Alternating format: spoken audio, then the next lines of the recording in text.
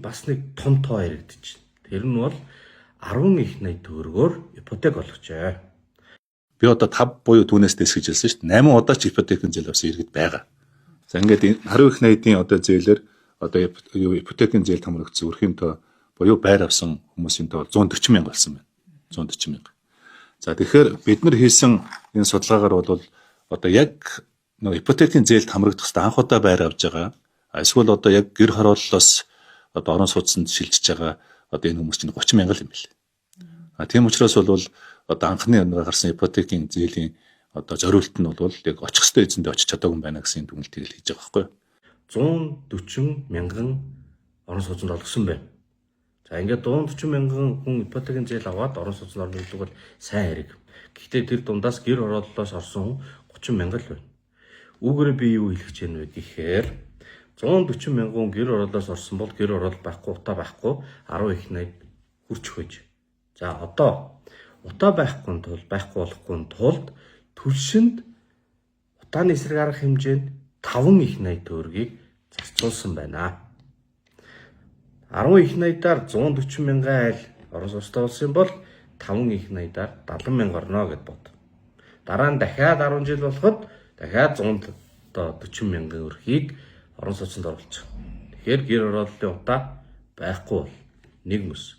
Одоо бид нар бодох хэрэгтэй. Тийм байхад яагаад тэр мөнгөөр түлштэйгээл ноцолтоод байна вэ? Одоо бүр сайн төс болохгүй болохоор гадаадаас авч ирээд байна вэ? Гэр хорооллыг тэр чигээр нь орон сууцвал мөнгө зарчаад байна. Эсвэл хашаанда сууц бариад амьдрах мөнгийг нь ипотек олохгүйгээр шахмал нүүрсэнд өгчөөд байна. Тэр шахмал түншний технологийн сайжруулалт хөрөнгө оруулалтаас гарсан зөрөө нь хитрхи бага байна. Хитрхи үнэтэй байна. Хит эрсдэлтэй алхам байна. Ийм зүйлийг бол яриад байгаа. За ийм учраас улсын их хурал 2025 оны 53 дугаар тогтоолоор төсвийн мөнгийг түлшинд зуухан зарцуулахгүй орон байрны асуудалд нь утаа гаргадаггүй технологийн шийдэл зарцуулна гэдэг тогтоол баталсан. Одоогоор харамсалтай нь хэрэгжүүлэхгүй байгаа. Гэхдээ Монгол улс хуультай төртөө улс учраас энэ бол хэрэгжих ёстой. Яагаад хэрэгжихгүй байна вэ гэхээр тогтоол дээр бол төсвөөс мөнгө гаргахгүй гэж хэлсэн байна. Энэ шахмал түлшний төсөв бол төсвөөс биш төрийн өмчийн компаниас буюу Эрдэнэс 57-оос гарч байгаамаа. Тийм учраас тогтоол зөрчөөгүй гэсэн тайлбар бол яригдж байгаа. Гэхдээ үүний цаанд би юу хэлмээр байна гэхээр төрийн өмчийн компани гэдэг зүйл нийтийн өмчийн нээлттэй компани байх ёстой. Төрийн өмч гэдгийн нэрний цаана засгийн газраас томилдог удирдлагууд түүний цаана намын дарга нар л байдаг. Энэ өмчийн компаниуд чинь намын даргын мэдлийн компани биш, иргэдийн мэдлийн иргэд хувьцаа эзэмшдэг нээлттэй компани байх ёстой. За ийм өөрчлөлтийг хийх нь бол Монголын эдийн засгийг улс төрийг эрүүлжүүлэх, тэгээд намуудыг төсвийн мөнгнөөс төрийн өмчийн компани мөнгөөс холдуулах хамгийн том алхам. Асуудлын гол нь төрийн өмчийн компанид байна. Энэ 7 хоногийн дараагийн шуугиантай мэдээлэл хотуула аппликейшн бас л төрийн өмчийн компанитай холбоотой. Энэ аппликейшнээр хүмүүс одоо шахмал нүүрсээ худалдаж авч байгаа. Тэгээд авахдаа иргэний үнэлэхний зураг Монгол дээрх зурагтайгаа тулгаж бүртгэлээ баталгаажуулна. Үүний тулд царайд таних технологи ашиглана. Царай гэдэг бол биометри өгөгдөл. Энийг бол хуулиараа хүний эрхийн үндэсний комиссоос зөвлөмж авч хэрэгэлдэг ёстой. Тэгэхээр ийм зөвлөмж авсан уу гэдэг асуудлыг хүний эрхийн үндэсний комисс руу тавьсан. Тэд нар бол үүнийг шалгаж ажиллаж байна гэсэн тайлбар өгч байгаа. Тэгэхээр энэ хүрээнд бол 1 сарын 19-ний өдрөөс эхлээд хүний эрхийн үндэсний комисс дээр мэдээлэл шалгах ажиллагаа эхлээд явж байгаа. За 21-ний өдөр бас нэг иргэнээс энэ талаар бол хүний эрхийн үндэсний комиссд гомдол гаргасан байгаа. Тэгэхээр өөрөөр хэлэх юм бол мэдээлэл, гомдол аль нь бол одоо комисс дээр шалгагдаж байна гэсэн үг. Хүмүүсийн гаргаж байгаа санал гомдол ингээд өрсөлдөөнийг хааж байна. Та энэ нүрсээ авахгүй бол дарахгүй тулд аппликейшнээ татаад нүрсээ ашигла гэд хүчээр ингээд шахаж байна. Дараагаар нь энэ аппликейшн дээр нь зөвхөн нүүрс биш чат одоо тэгээ бүх төрлийн юм үйлчилгээ нийгмийн үйлчилгээ тэрүүгээр адаптацийн зүүн алах юм бол ногоо наавн гэдэг. Эдгээр нь одоо ерөөсөө бусад төрлийн үйлчилгээг бүгдээрээ шахаж гаргаж байгаа ийм зүйл байна гэж хүмүүс шүүмжлээд байна. Бүр цаашлах юм бол нийгмийн үнэлгээ өгж байгаа юм биш үсттэй гэсэн ийм хардлага бол шүүмжлэл явж байгаа.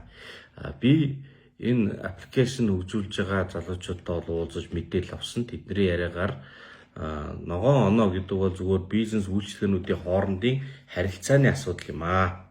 Нэг нэгээ дэмжиж байгаа, эрүүл хэвийн амьдралыг дэмжиж байгаа. Тэгээд тэр хүний хувийн мэдээлэл бол блокчейн дээр буюу одоо хөндлөнгөөс харж уншиж тайлах боломжгүйгээр хадгалагдаж байгаа. Тэгээд төрийн дата төв биш, хувийн дата төв дээр байгаа учраас төрийн машин хувь хүний өгөгдөл рүү орж оноожуулж энэ сайн иргэн, энэ муу иргэн гэх боломж байхгүй гэж надад тайлбарлсан. Гэхдээ энд нэг том асуултын тэмдэг байна.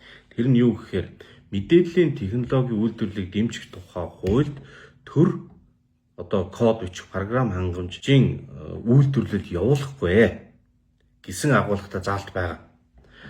Харин энэ хотол аппликейшнийг хөгжүүлж байгаа компани 34%-ийг нь төр буюу төр хэмээх тогтолцооны нэг хэсэг болох нийслэл эзэмшиж байна.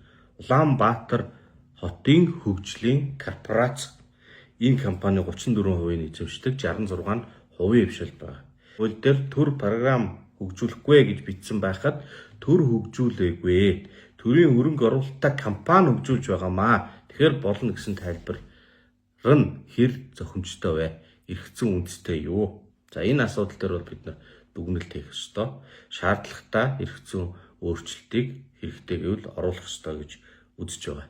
За ингээд дахиад нэг асуудал төрийн өмчийн компанитай холбоотой болж таарч байна. Бид нар WeChat-ыг мэднэ хятадтай.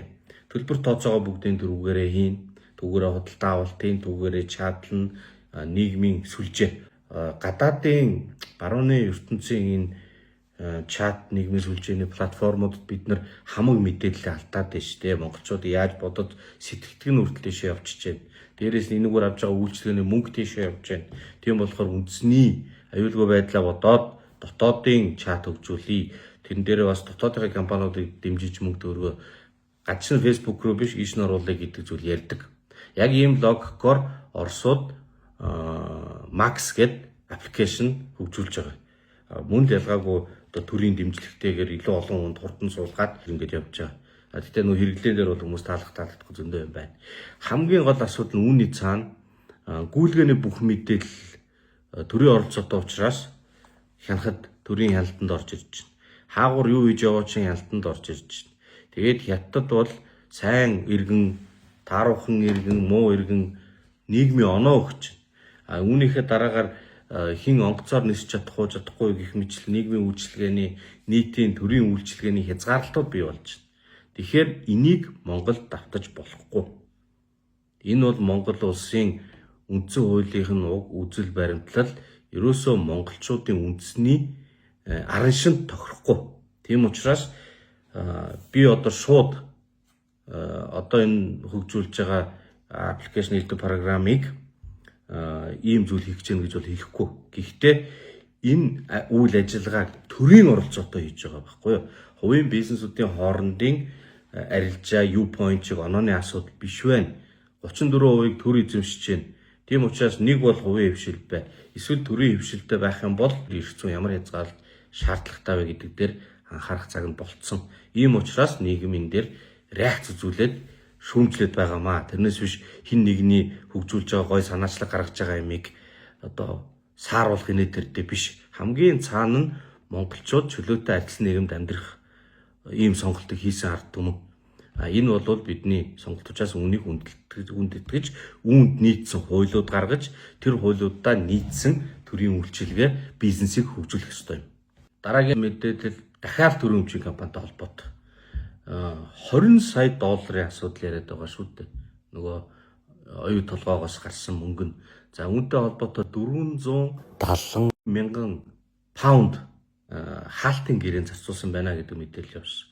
Тэгэхээр та бүхэн дахиад бод. Хэрвээ энэ эзэмшлийн компаниуд нь нэгд хувийн компани байсан бол эсвэл нийтийн эзэмшлийн нээлттэй компани байсан бол тэр мөнгнөөс ингэж ийш нүрэн тараа хийн гэж бол байхгүй. Тэгэхээр зэрэг төрийн өмчийн компани гэдэг хаалттай компани цаана улс төрчид томилгоо явуулдаг, хүссэн байдлаар элдв янзын нууцын гэрээ байгуулж мөнгө төгрөг нас шашин зовчуулдаг нь бол энэ жишээнээс дахиад харагдана. Ийм учраас л бид нар төрийн өмчийн компаниудыг бүтцийн өөрчлөлт оруулж нэгдүгээр иргэд шууд хувьцаа эзэмшдэг хувийг нэмэх, хоёрдугаарт нь компани менежментийг нээлттэй болгох, тузын хурлыг нээлттэй болгох, удирдлагыг нээлттэй сонгон шалгаруулдаг энэ хувилбарууд руу л оруулж иж нэрнгээсээ иргэн эзэн болно. За жаргал сайхны санчир гэдэг залуугийн бичсэн энэ нийтлэл дээр нийтийн өмчийг улс төрийн эрх барьж байгаа хүмүүс нийтэд өгөөжтэй байдлаар зарцуулахын төлөө явдаг. Харин Монголд нам төр гэдэг холбоо өгөхтэй ийм тогтолцоо бий болчлоо.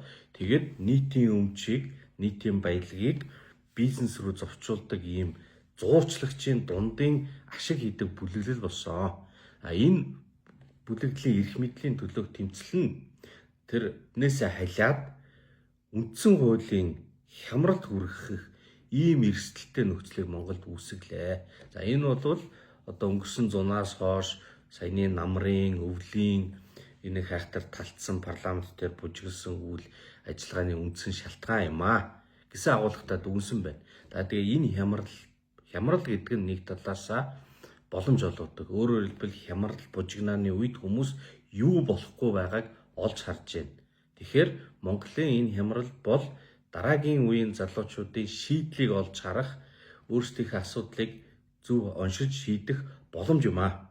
Энэ боломжийг ашиглаж засаж залруулж арчлаа аврах эсэх нь монголчуудын өөртөө ердийн иргэд та биднээс хамаарна гэсэн ийм агуулгатай нийтлэл байна лээ. Та бүхэн бас англиар нь уншаарай. Цаа дагуулга нь миний бодлоор миний хэлээд байгаа дүгнэлтэд яг нийлж байгаа. Тэр нь юу гэхээр зэрэг төрийн өмч гэдэг нэрний цаана нуугдсан намын дарга нарын өмчийг нийтийн өмч болгож нээлттэй менежменттэй болгох шаардлагатай. Тэгэх юм бол энэ улс төр арай цэвэршнэ. За ингээд эцэст нь Миланы өвлийн олимпийн нээлт боллоо. Монголчуудын олимпийн спортын хувцас олон хүмүүст их таалагдсан байна. Үүнд их баяртай байна.